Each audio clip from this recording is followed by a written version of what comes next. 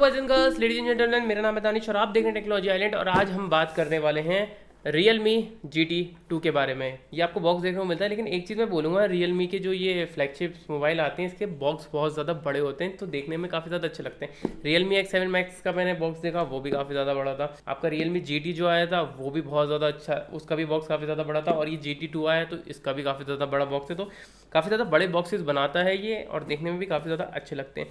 तो ये मोबाइल है, मतलब जो कि 35,000 रुपये का है, लेकिन ये मुझे पड़ा है सिर्फ और सिर्फ, गैस करिए, 5,000 नहीं, टेक्निकली 6,000 रुपये का। तो ये 6,000 रुपये का मुझे मोबाइल पड़ा है, जो कि एक 35,000 रुपये का मोबाइल है। But how how this is possible, ये कैसे पॉसिबल हो सकता है कि ये मुझे सिर्फ और सिर्फ 6,000 रुपये का पड़ा हो फ्लैट। तो इसी वीडियो के अंदर बात करेंगे, लेकिन पहले हम इसके बॉक्स कंटेंट देख लेते हैं कि हमें इसके अंदर क्या देखने को मिलता है। तो दोस्तों, सबसे पहले जब आप इसको खोलते हैं तो यहाँ पर आपको Realme की ब्रांडिंग देखने को मिलती है, जो कि थोड़ी सी मुझे गंदी लग रही है। और इसके अंदर आपको कुछ पेपर वर्क देखने को मिल जाता है, और यहाँ पर आपको एक सिम इजेक्टर टूल भी देखने को मिलता है। और यहाँ पर हमें आपको मिलता है मोबाइल।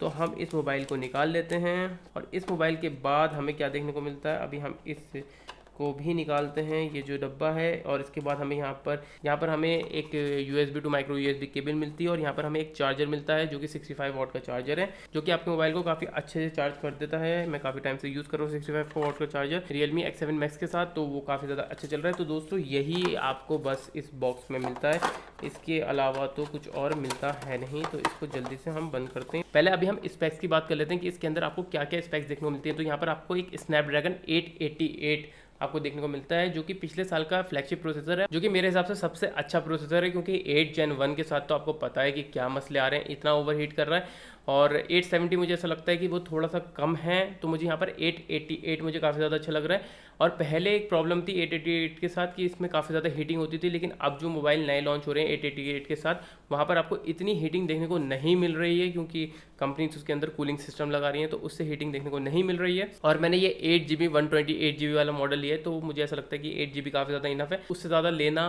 मुझे समझ में नहीं आता। मुझे एक फ्लैगशिप प्रोसेसर के साथ 8GB बेस्ट कॉम्बो लगता है। मुझे 6GB कम लगता है, और 8GB से ऊपर मुझे ज़्यादा लगता है। 8GB एक स्वीट स्पॉट है, जो कि आपके सारे काम बड़े मज़े से कर देगा। और इसके अंदर मुझे एक अच्छी बात लगी है कि इसके अंदर आपको 5000 मिली एम्पायर की बैटरी देखने को मिलती है, क्योंकि जितने भी फास्ट चार्जिंग के मोबाइल आ रहे हैं ना, उसके अंदर 5000 मिली एम्पायर की बैटरी इतनी आसानी से देखने को मिल नहीं रही है। बस किसी किसी मोबाइल में मिली है, जैसे आपका GT Neo 2 था या GT2 है ये, तो बस यहीं पर आपको देखने को मिली है, तो ज़्यादातर नहीं मिली है। तो मुझे अच्छी चीज़ लगी कि 5000 मिली एम्पायर की बैटरी है। अदरवाइज़ इतनी फास्ट चार्जिंग देते हैं तो सिर्फ 45,000 मिली एम्पायर की बैटरी देते हैं, जो कि मुझे कम लगती है। 5000 काफ़ी ज़्यादा सही है। और इसमें आपको एमोलेड डिस्प्ले देखने को मिलता है 120 हर्ट्ज़ के साथ, जो कि मुझे काफ़ी ज़्यादा अच्छी चीज़ लगी है। लेकिन मुझे एक चीज़ बुरी लगती है Realme UI के अंदर, कि भाई इसमें आप 120 हर्ट्ज़ का ऑप्शन देते हो या 60 हर्ट्ज़ का ऑप्शन देते हो, बीच में 90 हर्ट्ज़ का ऑप्शन क्यों नहीं देते हो, ये मुझे समझ में नहीं आता। जैसे मैंने MI 10D यूज़ करा था, तो उसमें बीच में एक ऑप्शन था 90 हर्ट्ज़, 144 हर्ट्ज़ या 60 हर्ट्ज़। तो वहाँ पर मैं, अगर मुझे बैटरी सेव करनी होती थी और मुझे 60 हर्ट्ज़ पे नहीं जाना होता था, तो मैं 90 हर्ट्ज़ पे कर लिया करता था 144 हर्ट्ज़ से। तो वहाँ पर मेरी बैटरी भी थोड़ी सेव हो जाया करती थी, और मेरा एक्सपीरियंस भी इतना ख़राब नहीं हुआ करता था। लेकिन आप डायरेक्टली 120 हर्ट्ज़ से 60 हर्ट्ज़ पे जैसे आधे बार आते हो ना, तो आपका एक्सपीरियंस ना थोड़ा सा ख़राब होने लगता है। तो यहाँ पर एक बीच में एक ऑप्शन देना चाहिए इनको 90 हर्ट्ज़ का। पहले आ रहा था मोबाइलों में, लेकिन अब नहीं आ रहा है, आजकल देखने को नहीं मिल रहा है। तो ये चीज़ मुझे बुरी लगती है Realme UI के अंदर। और इसकी बात करूँ तो यहाँ पर अगर आप इसके डिज़ाइन को देखोगे ना पहली बारी में, तो मैं पहले बता दूँ कि आपको बिल्कुल ऐसा लगेगा कि भाई मैं GT Neo 2 को देख रहा हूँ। बिल्कुल same to same as it is copy है GT Neo 2 का। तो यहाँ पर ये चीज़ आपको देखने को मिलती है, बिल्कुल कॉपी कर रखा है, बस एक प्रोसेसर है वो चेंज कर दिया, उसके अलावा शायद ही कोई चीज़ चेंज करी हो। वही चीज़ चाहिए है Realme ने, जो आपका GT Neo 2 के साथ था, बस एक प्रोसेसर ज़्यादा है, और उसके लिए प्राइस भी इन्होंने 5,000 रुपये बढ़ा दिया है उसका। तो यहाँ पर ये चीज़ आपको देखने को मिलती हैं। और मैं बात करूँ, यही चीज़ उन्होंने Realme X7 Max और Realme GT के साथ भी करी थी। Realme X7 Max और Realme GT में दोनों में सेम चीज़ें थी, कोई फ़र्क नहीं था, बस प्रोसेसर का फ़र्क कर दिया था कि एक में Dimensity 1200 दे दो और एक में आपका 888 दे दो, बस इतना फ़र्क करा था। इसके अलावा सब सेम था। और Realme X7 Max भी उन्होंने इंडिया के अंदर नाम रखा था, जो बाहर नाम था उसका वो भी उसका GT Neo था। वो Realme X7 Max असल में GT Neo 1 था, और जो GT था उन दोनों का भी सेम था। और मुझे ऐसा लगता है अब जो GT3 आएगा ना, उसका भी जो डिज़ाइन होगा ना वो GT Neo 3 से ही इंस्पायर होगा मोस्ट प्रोबेबली, क्योंकि कुछ भी नहीं करते हैं ये, same to same design copy करके बस उसको एक अपग्रेडेड प्रोसेसर लगा के उसको लॉन्च कर देते हैं। तो ये चीज़ें आपको देखने को मिलती हैं। मतलब रियलमी काफ़ी ज़्यादा करता है, रियलमी हो गया, ओप्पो हो गया, वन प्लस हो गया, मतलब सब BB के इलेक्ट्रॉनिक्स वाले हो गए, सब मतलब आपस में ही डिज़ाइन सब कॉपी चेप करके एक दूसरे की UI सब कॉपी, मतलब सब कुछ एक ही थाली में चल रहा है, बस पेलते जाओ पेलते जाओ पेलते जाओ। तो यहाँ पर ये, लेकिन अब मैं बात करता हूँ, ये मोबाइल मुझे बहुत ही ज़्यादा बेहतरीन लगा, इसके कैमराज मुझे बहुत अच्छे लगे। मुझे इतना टाइम नहीं मिला है इस कैमरा को यूज़ करने का, मैंने जितना भी इसको यूज़ करा है मुझे काफ़ी ज़्यादा अच्छा लगा है। और अगर मैं बात करूँ इसकी परफॉर्मेंस की, तो मैंने इसमें गेम खेल के देखा PUBG, तो PUBG एक्सट्रीम पे खेल के देखा, लेकिन ये इतना ज़्यादा हीट अप नहीं कर रहा है। मतलब हल्का सा वार्म होता है ये, लेकिन हीट अप नहीं कर रहा है, जिसको आप कहते हैं ना हीट कर रहा है मोबाइल, वैसा नहीं कर रहा है। मैंने हाल ही में एक दोस्त का मोबाइल यूज़ कर रहा था जो OnePlus 9 आया था, उसके अंदर भी स्नैपड्रैगन 888 था, लेकिन वो हीट होता था। मतलब मैं उसको यूज़ कर रहा हूँ तो वो वहाँ पर गर्म होता था, तो ये दिक्कत आती थी 888 के साथ, लेकिन यहाँ पर वो दिक्कत नहीं है। हल्का सा वार्म होता है, आपको एहसास हो रहा है कि हाँ मैं गेमिंग कर रहा हूँ तो हल्का सा वार्म हो रहा है, अदरवाइज मतलब हल्का सा वार्म, जो कि मुझे ऐसा लगता है कि वो नॉर्मल है किसी भी मोबाइल के साथ। यहाँ पर मेरा Realme X7 Max है, वो भी इतना ज़्यादा हीटअप नहीं होता है, लेकिन जब मैं चार्जिंग के साथ इसमें कभी कभार गेम खेलता हूँ तो ये वार्म होना शुरू हो जाता है। तो वही वार्मनेस मुझे आपका Realme GT2 के साथ देखने को मिली, जो कि मुझे लगता है कि हाँ ठीक है, क्योंकि वहाँ पर मुझे कोई भी थ्रॉटलिंग देखने को नहीं मिली, जहाँ पर भी मैंने चीज़ें मैंने करी हैं। और इसमें Realme UI मिलती है। और मैं बात करूँ स्टॉक एंड्रॉयड के बाद, अब जो मुझे सबसे अच्छी UI देखने को मिलती है वो Realme UI है भाई,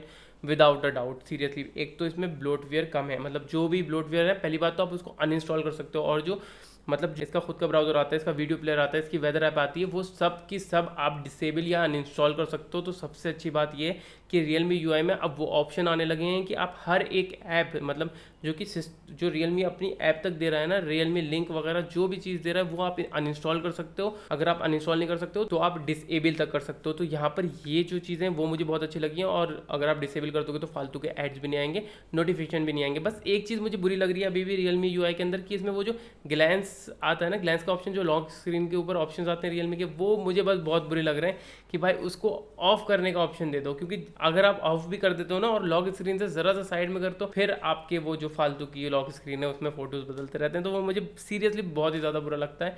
और बार बार इनेबल हो रहा है मुझसे, क्योंकि बार बार मैं लॉक स्क्रीन से कभी कभी इधर को साइड में मैं कर देता हूँ, तो वो दिक्कत होती है। तो वो चीज़ मुझे बहुत ही ज़्यादा नफरत है, मुझे बहुत ही ज़्यादा उस चीज़ से नफरत है। तो उसका कुछ इलाज करो Realme। अदरवाइज़ Realme UI में बग्स नहीं है, कोई प्रॉब्लम नहीं होती है, फ्लूइड चलती है, कहीं भी मुझे लैग देखने को नहीं मिलता हर एक चीज़। और ऊपर से अब मोस्टली वो नियर टू स्टॉक हो चुकी है कि उसके अंदर डायलर भी आपके सारे नॉर्मल वाले ही हैं, जो आपका गूगल डायलर होता है, मैसेजिंग डायलर होता है, तो ये सारी चीज़ें। हाँ, गूगल डायलर है तो आपको कॉल रिकॉर्डिंग का ऑप्शन देखने को नहीं मिलेगा, बट मैं कहता हूँ कि मैं कॉल रिकॉर्डिंग के मतलब हक में भी नहीं हूँ, मैं कॉल रिकॉर्डिंग के खिलाफ हूँ। क्योंकि अगर आप किसी की परमिशन के बिना उसकी कॉल रिकॉर्ड करते हैं तो वो मुझे एथिक्स के खिलाफ लगता है कि वो चीज़ नहीं होनी चाहिए कि आप किसी की परमिशन के बिना कॉल रिकॉर्ड कर रहे हो तो आपको उसको बताकर ही रिकॉर्ड करनी चाहिए। ये मुझे मतलब अगर आप बिना बताए कर रहे हो तो वो मुझे ऐसा लगता है कि आप एक गलत काम कर रहे हो, आपको बता के करनी चाहिए अगर आप, तो मुझे ये चीज़ सही लगती है कि हाँ बता के कॉल रिकॉर्ड हो रही है। और यहाँ पर आपको मैंने बताया कि फास्ट चार्जिंग देखने को मिलती है, 65 वाट का चार्जर देखने को मिलता है, जो कि मुझे बस सही लगता है। मैं कहता हूँ इससे ज़्यादा फास्ट चार्जिंग की ज़रूरत नहीं है इस दुनिया के अंदर। मतलब आपको 80 वाट 120 वाट्स, आपका क्या कहते हैं 150 वाट्स, हाँ Realme GT Neo में 150 वाट्स आया था। और अभी हाल ही में जो 200 वाट या 230 वाट की जो टेस्टिंग हुई थी, मतलब सीरियसली इतनी ज़रूरत ही नहीं है भाई क्या करोगे। मैंने अभी Realme X7 Max, इसके अंदर 65 वाट भी नहीं है, इसके अंदर 50 वाट का सपोर्ट है, लेकिन मैंने चार्ज करा था अभी वीडियो बनाने से पहले, क्योंकि मैं इसमें स्क्रीन देखता हूँ ना कैमरे की कनेक्ट हुई हुई है, तो मैं इसमें स्क्रीन देखता हूँ अपनी। तो भाई अभी मैंने जस्ट 15 मिनट की लगाया था और ये 15 मिनट के अंदर ही 80% पे पहुँच गया था, और काफ़ी कम थी इसकी बैटरी, तो 15 मिनट में ये 80% पे पहुँच गया था। तो मेरे लिए काफ़ी है भाई, बस मुझे क्या करना है भाई, मैंने ज़रा सी देर के लिए लगाया, मैं नीचे गया और फिर मैं आया तो मुझे 80% देखने को मिली, मेरे लिए इनफ है यार इतनी फास्ट चार्जिंग। आपकी जो mAh है बैटरी के वो भी कम होते चले आएंगे, क्योंकि इतनी फास्ट चार्जिंग होगी तो आपको बैटरी भी हिस्सों में बांटनी पड़ेगी, तो mAh भी कम होते चले आएंगे। तो मैं बोलता हूँ कि 65 भाई बस इनफ है। तो ऑल ओवर मुझे ये पैकेज काफ़ी ज़्यादा अच्छा लगा, इसका डिज़ाइन काफ़ी अच्छा लगा है, काफ़ी ज़्यादा प्रीमियम लगता है। जब आप इसको हाथ में लेते हो लगता है कि हाँ आपने पैसे बहुत ज़्यादा खर्च करें, लेकिन आपने पैसे खर्च करें, मैंने थोड़ी करें। मुझे तो 6000 रुपये का पड़ा है, लेकिन अब 6000 रुपये का पड़ा कैसे, अब बात करते हैं कि हाउ कैसे। सिंपल सी बात बताता हूँ, मैंने पिछले साल एक मोबाइल ख़रीदा था जो था Mi 10T, अगर आपको याद हो मैंने वीडियो बनाई थी आई थिंक सो, बनाई थी नहीं बनाई थी, मैं भी शायद बनाई होगी MI20 की। तो वो मैंने अपने एक दोस्त को दिलवाया था, वो उसको 27,000 रुपये का पड़ा था। अब जब 27,000 रुपये का उसको वो मोबाइल पड़ा था तो हुआ क्या था कि उस पर बाई बैक गारंटी थी, तो वहाँ पर आपको 25,000 रुपये की बाई बैक गारंटी देखने को मिल रही थी। तो वहाँ पर अगर वो 1 साल बाद एक्सचेंज करता तो उसमें बाई बैक गारंटी देखने को मिलती। MI20 विदाउट अ डाउट बहुत अच्छा मोबाइल था, बट अब 1 साल होने को आ गया उसका, ठीक है। और अभी तक मुझे कोई ऐसा मोबाइल नहीं लगा था अपने दोस्त के लिए कि भाई मैं उसका MI20 लूँ और फिर उसको कोई नया मोबाइल दिलवाऊँ, क्योंकि उसके आसपास भी कोई मोबाइल मुझे दिख नहीं रहा था, क्योंकि वो इतना अच्छा मोबाइल था MI20। लेकिन फिर अब हाल ही में ही लॉन्च हुआ ये GT2। वैसे तो मेरे जहन में था कि GT Neo ही दिलवा दूँगा, क्योंकि 1 साल पूरा होने वाला है, तो सबसे करीब इसके GT Neo 2 ही है, वही ले ले भाई।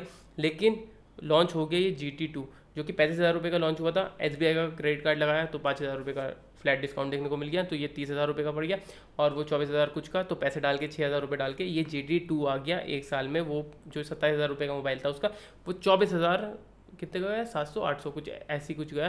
तो कुछ 6,000 रुपये टोटल इन वैल्यू में एक्सचेंज हुए, और वो बंदा मोबाइल आया भाई। पहली बार मैंने फ्लिपकार्ट वाले का देखा कि उसने चार्जिंग पोर्ट तक चेक करा, हर एक चीज़ चेक करी कि प्रॉपर फुल कंडीशन में मोबाइल है ना।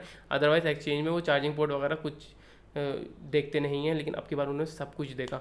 तो यहाँ पर वो आए और उन्होंने मुझे GT2 दे दिया, और मुझे काफ़ी ज़्यादा अच्छी डील लगी कि भाई 6,000 रुपये बस 1 साल एक मोबाइल यूज़ करा और उसमें 6,000 रुपये और डाले और आपको एक नया फ्लैगशिप मोबाइल मिल गया। लेकिन ये ऑफ़र बहुत ही कमी से देखने को मिलते हैं, मतलब लिटरली बहुत ही कमी से, कि आप एक 27,000 रुपये का मोबाइल लो और उसमें बाई बैक गारंटी आपको 24,500 की पड़ रही है। तो बहुत ही रेयर केस होता है। और पता नहीं कहाँ से मुझे MI20 पे वो ऑफ़र मिल गया था, पता नहीं सम हाउ कहाँ से मिला था, मुझे खुद भी याद नहीं मुझे कैसे मिला था वो। यही था बस इसका रिव्यू। बस एक और चीज़ बता दूँ कि इसके अंदर आपको हेडफोन जैक नहीं मिलता है। Realme X7 Max के अंदर आपको हेडफोन जैक मिलता था, जो कि अच्छी चीज़ थी। इसके अंदर हेडफोन जैक नहीं मिलता, जो कि एक बुरी चीज़ है।